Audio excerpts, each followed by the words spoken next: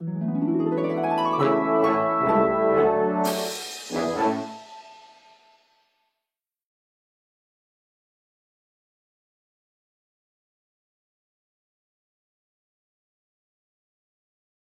2011, quand la crise a commencé, il y avait beaucoup de missions qui travaillaient en Syrie. Il y avait au moins 150 missions qui travaillaient. À ce moment-là, la majorité des missions, ils ont quitté la Syrie. Ils ont abandonné le travail en Syrie. Et la DJM, il a trouvé soi-même tout seul devant ce qui arrive. Et comme vous savez, c'est la première fois en Syrie qu'il arrive quelque chose comme ça. Et à la place que on utilise l'expérience que les autres qu'ils ont fait, donc il y a beaucoup de gens qui n'ont pas même si accepté de contacter la DJM. La DJM, c'est une institution publique qui est construite en 1947 après l'indépendance de Syrie. Donc il n'y a pas en Syrie archéologie privée. Toutes les institutions, elles sont publiques, ça veut dire elles sont de l'État. Et le problème toujours, jusqu'à ce jour-là, que les archéologues, on va dire l'institution officielle de l'étranger, elle n'acceptait pas de contacter la DJM parce qu'elle est institution de l'État. Alors, on a dit, qu'est-ce qu'on va faire? Est-ce qu'on laisse le patrimoine syrien? Qu'est-ce que vous voulez de nous? On quitte le patrimoine syrien ou on le défend? Il y avait beaucoup de gens qui ont attaqué la DJM, même s'ils ont attaqué les personnes de DJM qui ont travaillé là-bas. Le directeur général, M. Mamoun Abdelkarim, quand il est arrivé à la question, on a fait une réunion, et je me rappelle bien, la première chose qu'il a dit, vous êtes ici scientifiques. Donc vous tous, vous travaillez pour un seul patrimoine. C'est le patrimoine du Syrien. Il n'y a pas deux patrimoines. C'est un seul patrimoine qui rassemble tous, nous tous. À la DJM, il y a toutes les communautés en Syrie. Il y a les chrétiens, il y a les alaouites, il y a les sunnites, il y a les ismaéliens, il y a tous qui travaillent à la même direction. Même si, jusqu'à maintenant, à la direction générale, il y a beaucoup de gens qui sont soit pour le régime, soit contre le régime. Et jusqu'à aujourd'hui, ils travaillent ensemble. Parce que c'est le patrimoine pour nous tous. Donc à ce moment-là, on a tous travaillé pour cette but qu'on doit réserver notre patrimoine. Donc ce qui est arrivé après, donc en Syrie, il y a, toute la Syrie, il y a à peu près 2500 personnes qui travaillent à la direction générale des entités de musées de Syrie. Quand la crise est arrivée, il y avait beaucoup d'endroits qui étaient hors de contrôle de l'État. Donc, ces fonctions, elles ont resté à leur place. Elles travaillent jusqu'à aujourd'hui, même si ils sont sur le contrôle de islamistes ou autres partis. Jusqu'à aujourd'hui, elles contactent la DJM. Et on a d'informations de cette région. Par exemple, moi, je vous donne un exemple. À Balmir, quand Daesh il est arrivé à Balmir, nous, on avait du contact des gens qui sont fonctionnaires, qui sont restés sur le site, pour donner l'information qu'est-ce qui arrive sur le site. Et tous les gens qui sont jusqu'à maintenant dans ces régions, ils touchent leur salaire de la DJM. Jusqu'à maintenant, aujourd'hui, tout le monde, ils touchent leur salaire de la DJM. Donc la DJM, ce qu'il a fait tout de suite, quand on a des gens qui n'arrivent pas aussi, il y avait beaucoup de problèmes, que c'est pas tout le monde qui sait l'importance du patrimoine. Donc, la première chose qu'il a déjà il a fait une initiative dans l'université, dans la rue, dans l'école, pour montrer l'importance de ce patrimoine, pour que les communautés locales fassent un rôle d'aider la DJM pour protéger le patrimoine. Parce que, comme je vous avais dit, au moins, il y a 10 000 sites archéologiques en Syrie qui sont connus. Donc, on ne peut pas mettre dans chaque site une personne qui protège. Donc, c'est le comité local qui doit faire un rôle de protéger les sites archéologiques. Donc, vous voyez devant vous, après la DJM, il a commencé, quand on a d'informations qu'il y a un site, qu'il y a un problème. Il a commencé, la première chose, c'est de commenter qu'est-ce qu'il arrive. De commenter, c'est quoi l'information elle arrive à la DJM à travers les gens. Donc, on a commencé à savoir, par exemple, des grandes villes, qu'est-ce qu'il arrive exactement dans les grandes villes. Par exemple, on a des informations qui disent qu'il y a des gens qui font des travaux illégaux. Et donc là, c'est aussi un problème. Après, ça commence, il y a des gens qui ont attaqué des sites archéologiques. Après, il y a des gens qui ont fait des fouilles illégales dans les sites archéologiques. Donc, les problèmes, il a commencé à avoir plus de degrés, petit à petit, avec la crise. Ce qu'on a dit, on n'est pas toujours l'information juste. Mais n'importe quelle information qui arrive à la DJM, on a dit qu'on doit mettre sur le site du DJM pour que tout le monde sache qu'est-ce qu'il arrive. Donc, c'est le site du DJM en anglais et en arabe. N'importe quelle personne qui peut entrer sur le site, elle peut savoir exactement toutes les informations qui arrivent depuis 2011 jusqu'à aujourd'hui. Donc, après, on a, comme la majorité des gens qui ont abandonné la DJM, qui peut nous aider pour protéger le patrimoine. Donc, il y avait des institutions internationales. La collaboration était avec l'autorité, d'abord l'autorité locale, ça veut dire la policier. Donc, la police, on a donné des photos ou des cartes, parce que la police aussi, comme monsieur, il a parlé depuis quelques temps, c'est pas beaucoup de monde qui savent c'est quoi l'archéologie, l'objet identifié. Donc, on a fourni des formations pour la police pour savoir quel objet qui, parfois, il est traditionnel et il n'est pas traditionnel. Parce que dans le souk de Damas ou Alep, il y a beaucoup d'objets qui ne sont pas archéologiques, mais partout. Après, il y avait beaucoup d'objets qui étaient trouvés en Syrie eux-mêmes, qui étaient en train de préparer pour sortir hors de pays. Et jusqu'à aujourd'hui, on va dire, il y a 7000 objets qui étaient attrapés en Syrie, à l'intérieur de Syrie, et qui sont pas faux, qui sont originels. Et ça, c'est une variété d'objets archéologiques qui est attrapé en Syrie. Et c'est le dernier, c'est un trésor de l'époque abbasside, c'est de monnaie d'or, et qui est attrapé dans la région d'Idlib, c'est le nord de Syrie. Donc, la communauté locale. On a essayé de contacter la communauté locale à travers l'élite culturelle ou les personnages religieux ou d'autres personnes. Et ça, c'est une région hors de Damas, dans la campagne de Damas. Il est hors de contrôle de l'État. Donc, il y avait des informations qui sont arrivées à la DGM qu'il y a une mosaïque qui était trouvée. Et c'est une région vraiment, jusqu'à aujourd'hui, il est hors de contrôle de l'État et il y a le groupe armé dans cette région.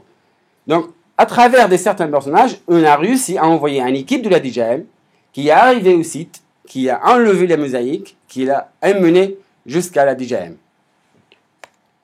Après l'organisation internationale, toujours il y a toujours depuis 2011, qui a fait plus de travail, on va dire, l'UNESCO, voilà qu'on voit la liste, ICOMOS, donc ARCEO, ICROM, ABS, Association Priorité Culturelle Italien, l'Institut allemand, et aussi World Monument Fund, et aussi l'Interpol.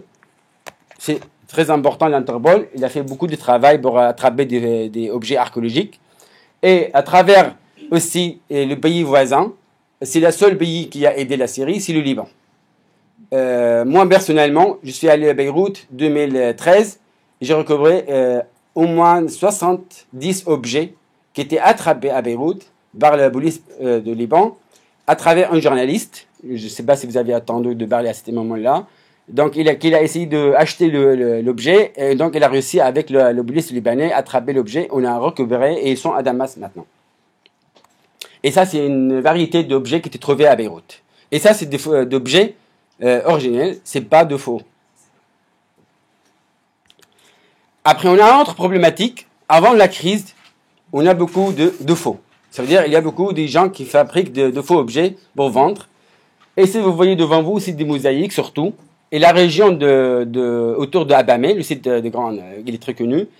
Avant la crise, vraiment, c'est une région où on fabrique beaucoup de mosaïques. Et on le vend, même si elle arrive en Europe avant la crise. Donc ça, c'est des photos de mosaïques qui sont attrapées par la police aussi.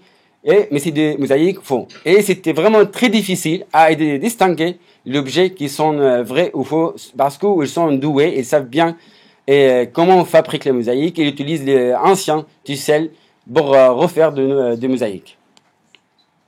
Alors, il y a 3 axes pour la DGM, destruction du patrimoine et comment la DGM qu'il a fait pendant 5 ans. Donc, on a le musée, on a le monument historique et on a le site. Donc, je vais parler vite parce qu'il y a beaucoup d'informations et je ne peux pas vous montrer tous.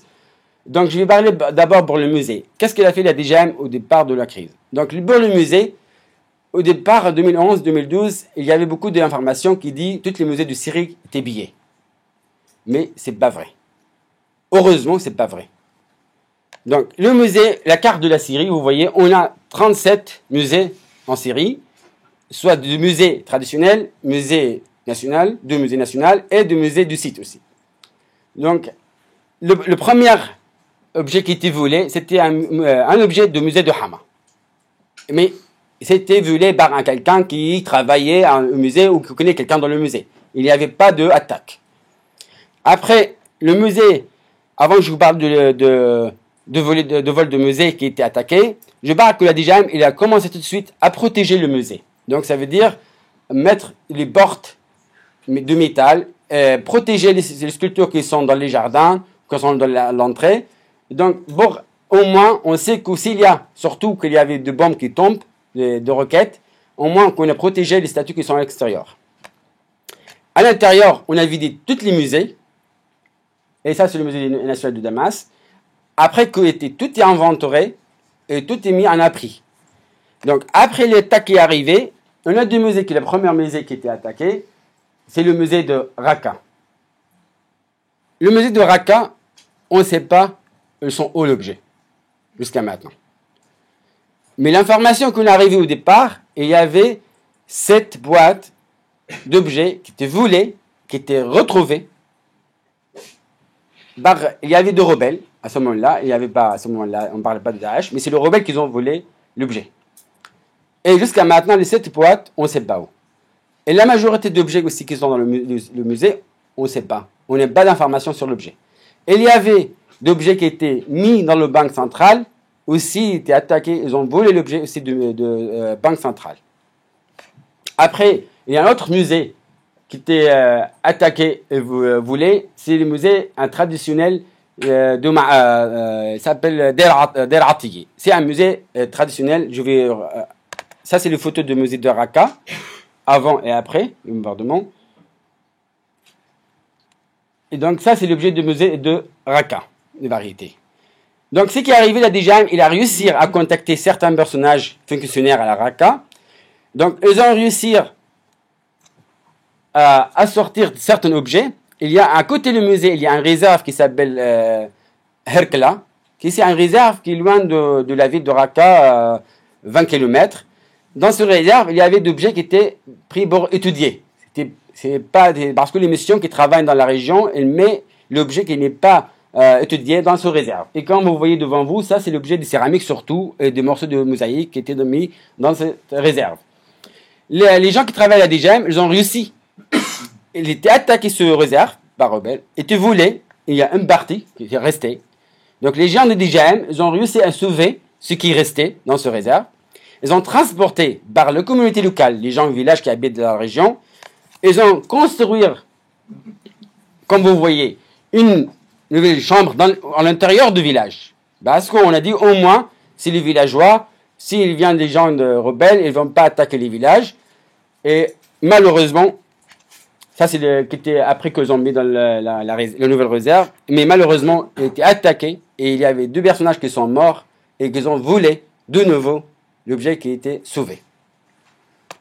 L'autre musée, c'est le musée de Ma'arat Na'man. Le bâtiment, c'est un khan du XVIIe siècle, de l'époque ottomane. Et ce musée, c'est vraiment très important. Il est connu par le mosaïque. Parce que la majorité d'objets qui dans ce musée, c'est du mosaïque. Mais aussi, il y a d'autres objets, et qui est surtout de l'époque byzantine. Donc, ce musée, jusqu'à maintenant, on a l'information que l'objet, ils sont encore en situ. Ça, c'est l'information qu'on a. Mais on ne sait pas jusqu'à maintenant vraiment tous les détails concernant l'objet du musée. Mais on sait qu'il y avait 13 objets qui sont volés de ce musée et qui sont arrivés en Turquie. Ça, c'est les dernières informations qu'on a eues. Après le musée de Homs, aussi dans les médias, ils ont parlé que le musée de Homs était volé, tout l'objet était pris par les régimes, par l'armée. Mais en réalité, après la station que cessé le feu à Homs, même si moi, je suis allé à Homs, dans le musée, et je confirme qu'il n'y a aucun objet de ce musée qui était volé. Et tout l'objet, il est maintenant transporté à Damas et ils sont à l'abri. Le musée traditionnel de Der Atiye était attaqué par les rebelles et ils ont volé au moins 2000 objets. Mais ces objets, ils ne sont pas archéologiques. Ces objets, ils sont traditionnels, surtout des fusils et des pistoles les années 40, les années 30, les années 60. Donc on a 2000 objets qui sont perdus de ce musée. Le musée site de Boussra. Le musée site de Boussra, jusqu'à maintenant, il est hors de contrôle de l'État. Il y a des gens qui travaillent avec les DJM jusqu'à maintenant et qui sont en contact avec les DJM. Et on sait que l'objet, ils sont à l'abri à travers les gens qui sont encore en situ. Alors ça, c'est l'objet qui sont du musée de Boussra. Surtout des céramiques. Parce que c'est un petit musée, musée du site. On ne laisse pas l'objet de valeur dans ce musée. Surtout, on le transportait au musée à côté de Souaïda, au musée national de Damas.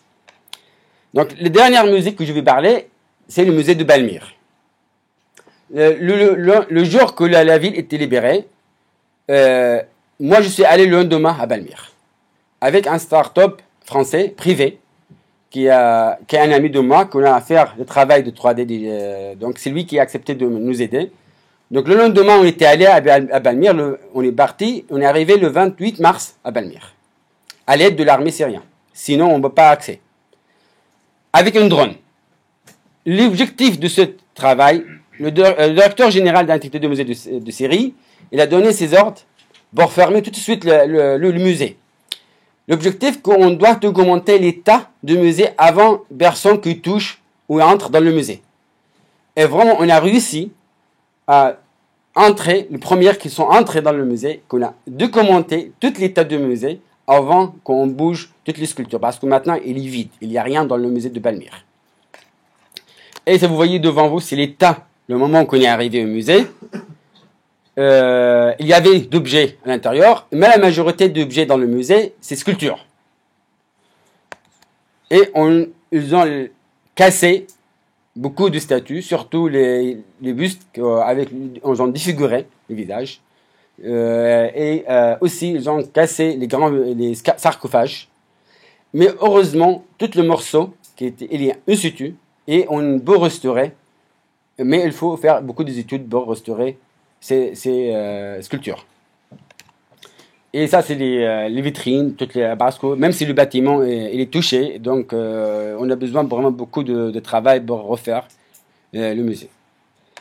Donc, vous voyez devant vous, c'est les cartes de la Syrie, le musée qui sont touchés, c'est le musée. Alors, il y a un seul musée que je n'ai pas parlé parce qu'on n'a pas d'informations, c'est le musée de Idlib.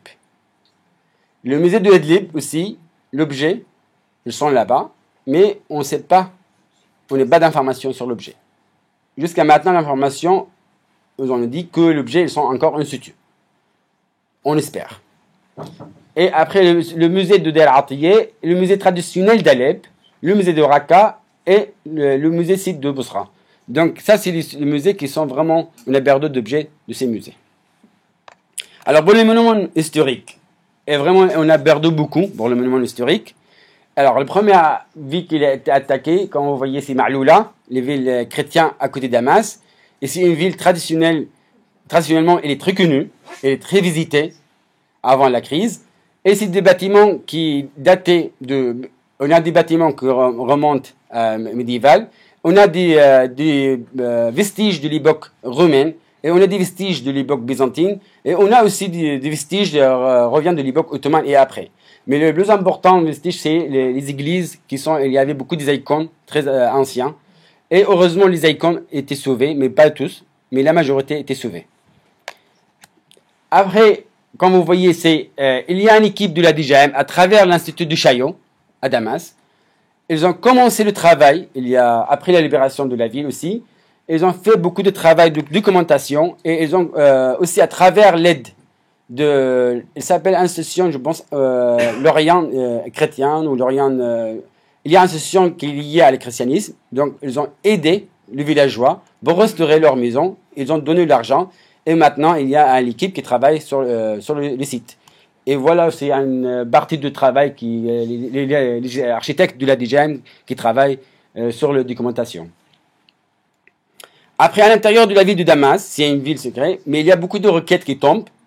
Et comme vous voyez devant vous, c'est la mosquée des Umayyads, les mosaïques, et il y avait certaines requêtes qui tombaient, et ils ont abîmé le mosaïque. Et tout de suite, la DJM, il a envoyé l'équipe qui l'a restauré pour qu'on n'ait pas abîmé le reste de la mosaïque.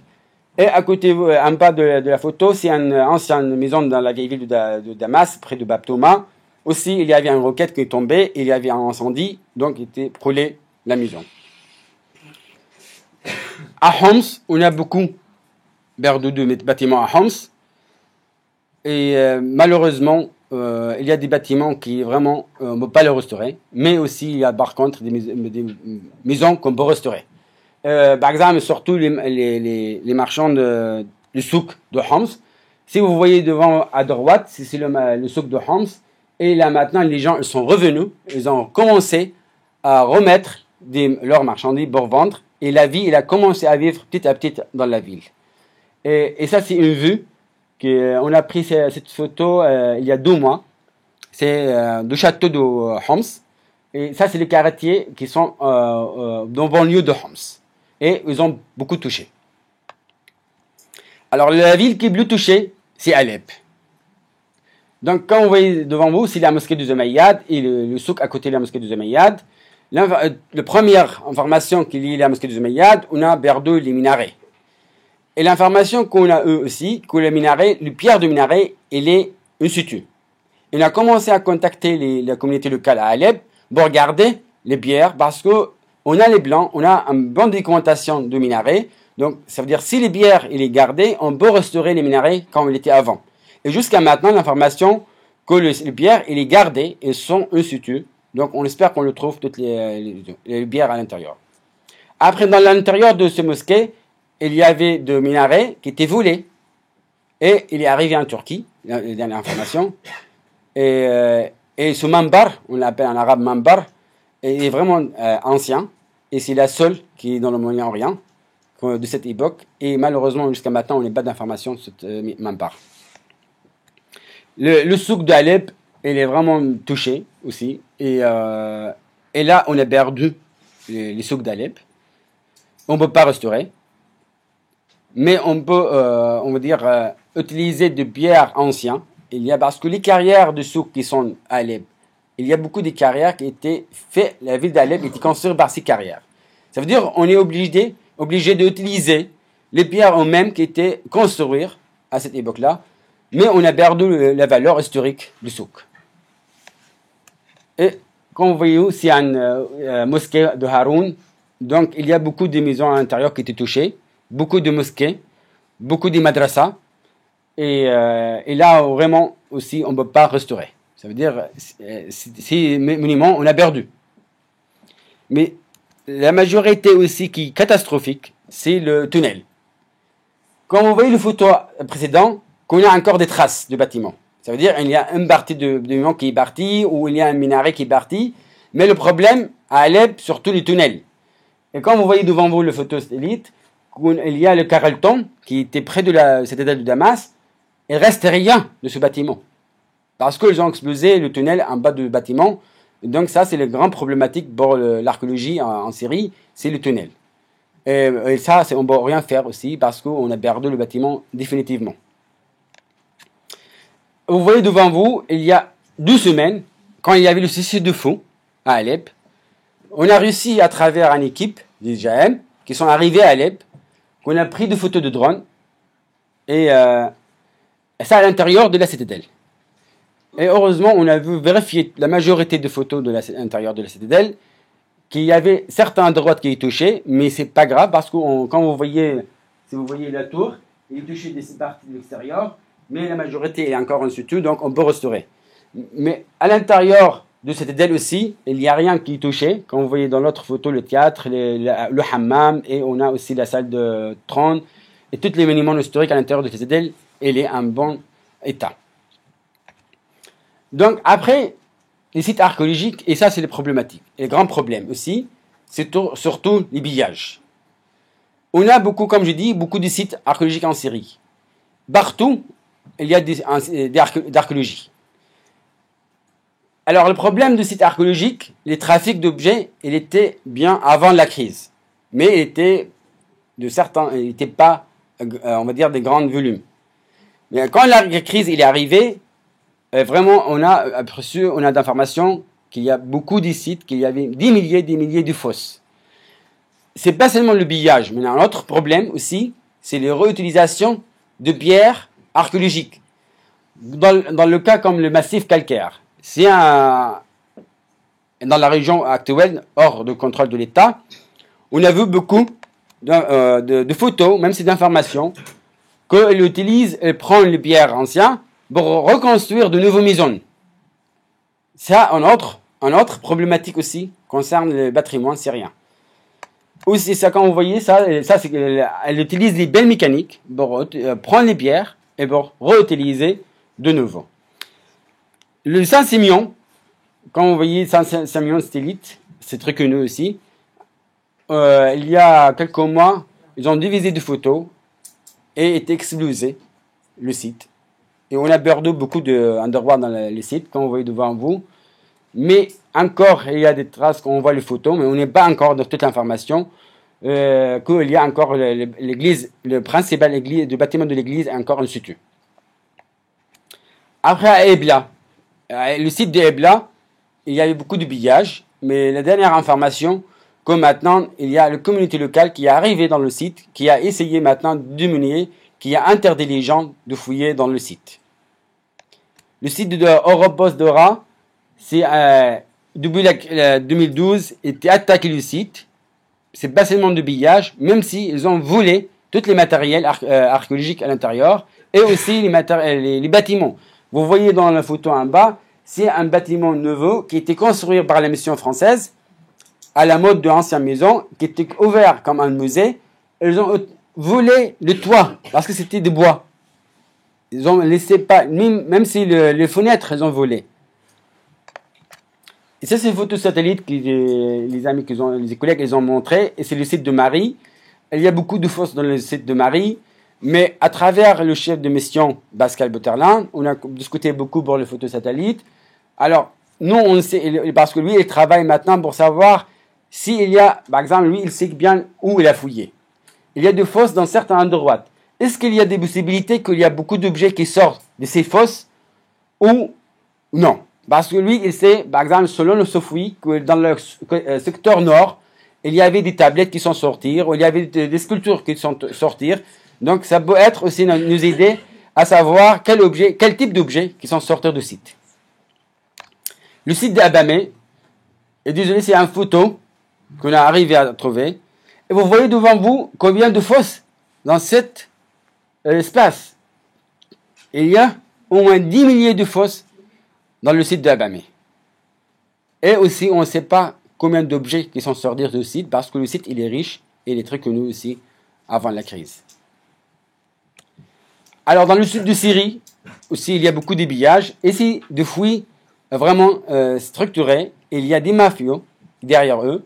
Ça veut dire, nous, on a l'information qui dit qu'il y a des étrangers qui sont arrivés au site, soit dans le nord de Syrie, soit dans le sud, qui donnent d'argent aux villageois, qui ont besoin pour vivre. Il dit, si vous trouvez des objets, on donne de l'argent. Et les gens cherchent, si on trouve des objets, le vendent aux étrangers qui sont là, dans le site. Et après, où ils le sortent, l'objet, soit à travers la Jordanie, le Liban ou la Turquie.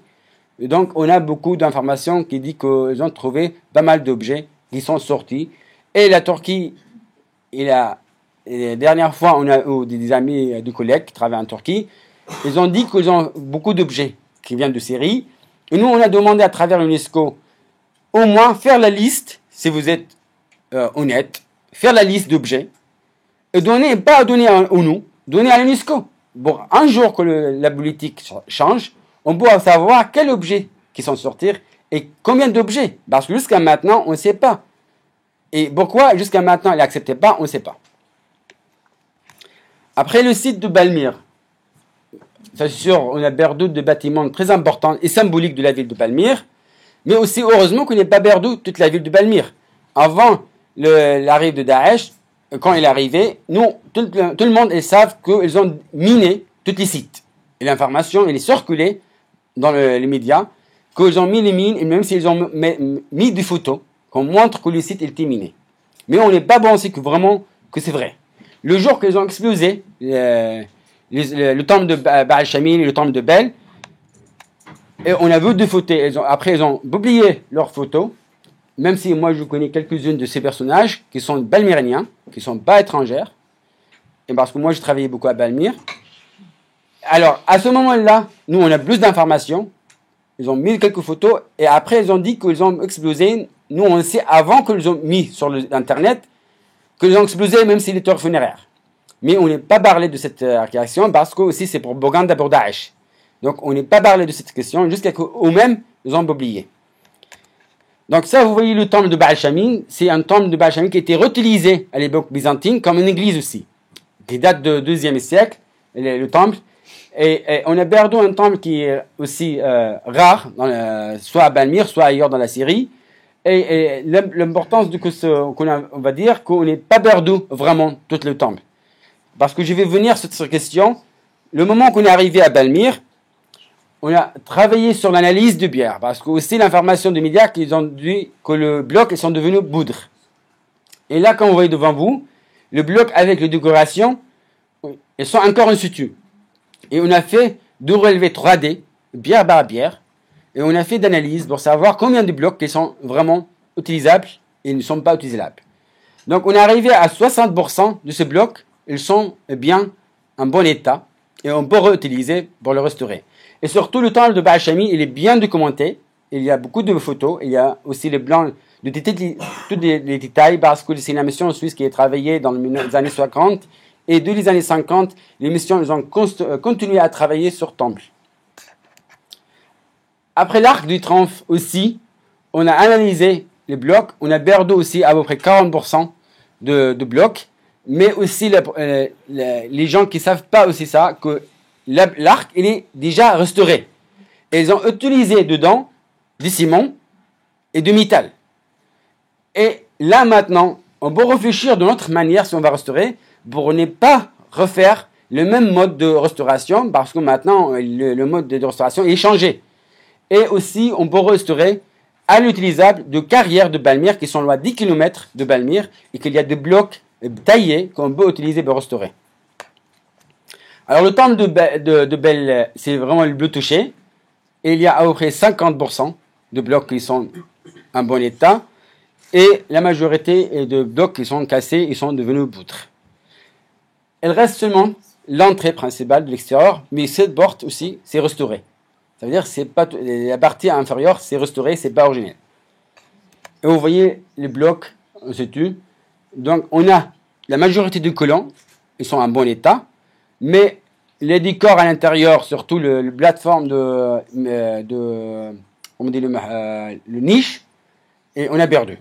Et ça, c'est il y a 2 jours, les Italiens, ils ont fait un 3D. Ils ont reconstruit le niche, ils ont mis en exposition. Ça, c'est bien pour le musée, mais on ne peut pas l'utiliser pour le bâtiment. Parce que le 3D, ce n'est pas pour reconstruire des bâtiments nouveaux. Le 3D, c'est pour documentation, pour aider les archéologues, les architectes, pour la restauration, pas pour la reconstruction. Un autre bâtiment qui est touché à Balmir, c'est le château arabe, qui date du 2e siècle, de l'époque ayoubide. Donc, on a perdu la façade principale, il y a 2 tours, et aussi, il est bien documenté ce château, donc aussi on peut refaire les restaurations, et surtout, il y avait déjà de restauration dedans, qu'il y a une partie de restauration qui était bombardée, ça veut dire qu'ils sont récents, ils ne sont pas originaires. Alors, les problématiques, c'était pour nous, quand on est arrivé au site, c'était comment on arrive au site. Moi, quand on est arrivé, je veux les mines, on ne peut pas accéder partout. Et donc l'armée nous a indiqué une route pour arriver à utiliser le drone. Nous, on ne peut pas accéder, ça c'est les vallées de Tombe. Et quand on est arrivé à côté de la vallée de Tombe, on a envoyé le drone, et c'est les photos qui étaient publiées sur le satellite. C'est les tours qui sont le bleu comblé à Balmir. C'est les tours qui s'appellent Yamliko, qu'il y avait des sculptures à l'intérieur. Il y a un autre tour qui s'appelle Kitot, il y avait le banquet dans le façade. Il y a le plus ancien tour qui s'appelle Atantan, qui date de 9 avant Jésus-Christ. Et le dernier tour, c'est Ilabel, qui date de 103 après Jésus-Christ. Et c'est les tours vraiment qui sont bleu comblés et qui sont le bleu belle dans les vallées de Tombe. Et ils ont explosé parce que c'est contre leur idéologie, il y avait des sculptures à l'intérieur. Et ça, c'est les 2 tours que vous avez dit, Ilabel et Atantan. Et ça, c'est l'état après l'explosion. Et malheureusement, on est perdu, on ne peut pas restaurer. Donc, après la carte du site archéologique qui était abîmée, si on va regarder vite fait, on va voir que la nord de la Syrie, c'est le site qui était plus touché. Et là-bas, il y a plus de pillage de sites. Et surtout la route, comme ils ont déjà indiqué, que c'est la Turquie. Pour le sud, c'est Israël et la Jordanie. Et pour l'Irak, c'est vraiment, il n'y a pas, c'est rare pour la route, d'utiliser la route d'Irak. Et le Liban, on a moins que la Turquie et le sud. Alors, ce qu'on a fait avec Centre français, quand l'information est arrivée à nous qu'il y a un problème, on a commencé sur Internet à chercher le photo avec l'équipe de l'IGM.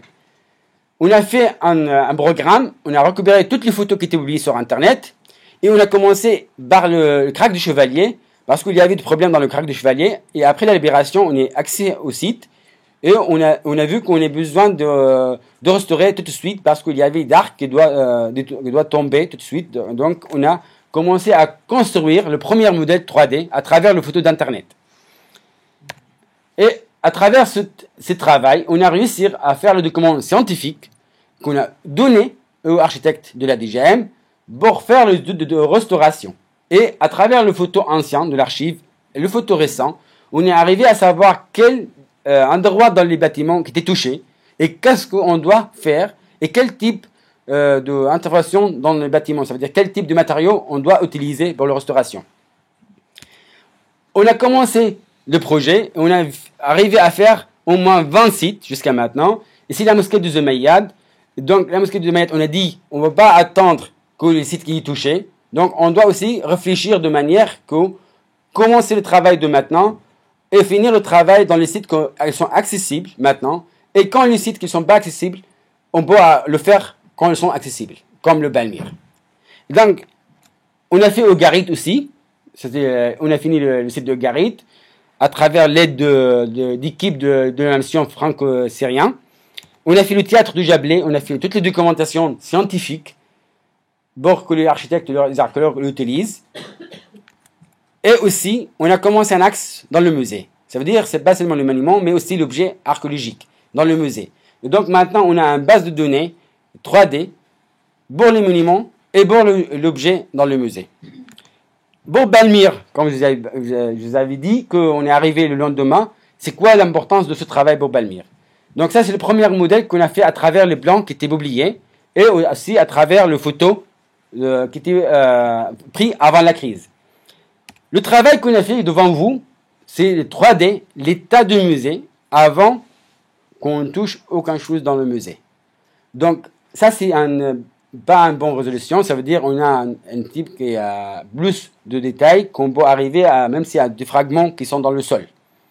Donc ça, c'est le travail qu'on a fait de commenter 3D, que ça a permis après, pour aider les archéologues ou les conservateurs de musées, de distinguer les pièces de sculpture, de quelles pièces qui sont, parce qu'il y avait beaucoup d'objets qui sont partis à gauche, à droite. Donc à travers ces photos de documentation, maintenant, on peut l'utiliser pour refaire la restauration.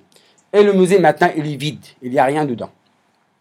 Aussi, pour l'arc, comme vous voyez, on a essayé d'utiliser une technique à travers l'ordinateur pour montrer c'est quoi les blocs qui sont en bon état, c'est quoi les blocs qui sont pas en bon état. Le couleur rouge, vous voyez, c'est en bon état.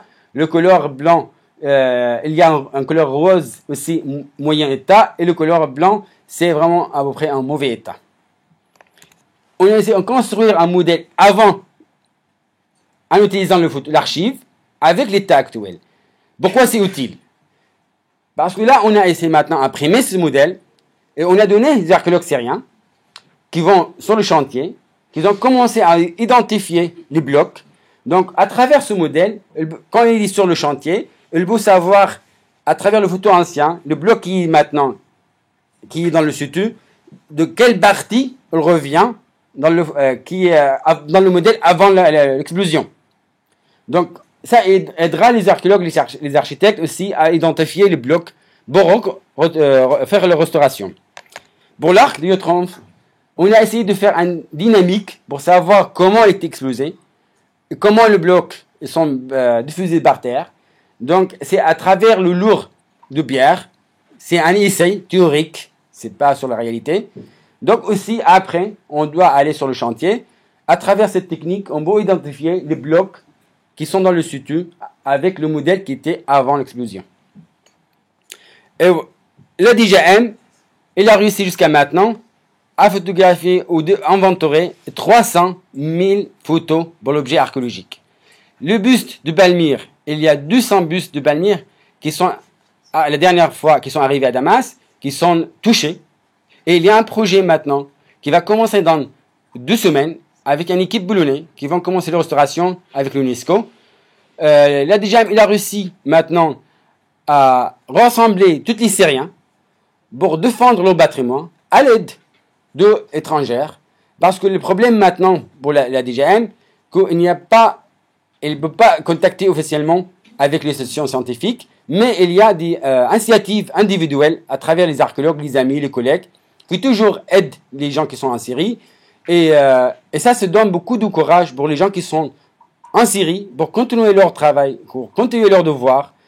Et vraiment, le seul que je vais se vient de maintenant, que le mémoire des gens qui sont morts en défendant leur patrimoine, Khalid Assad, qui était le directeur de Palmyre, mais aussi, il y avait beaucoup de personnages qui sont morts dans cette crise et qui sont pas connus, qui sont morts dans le site.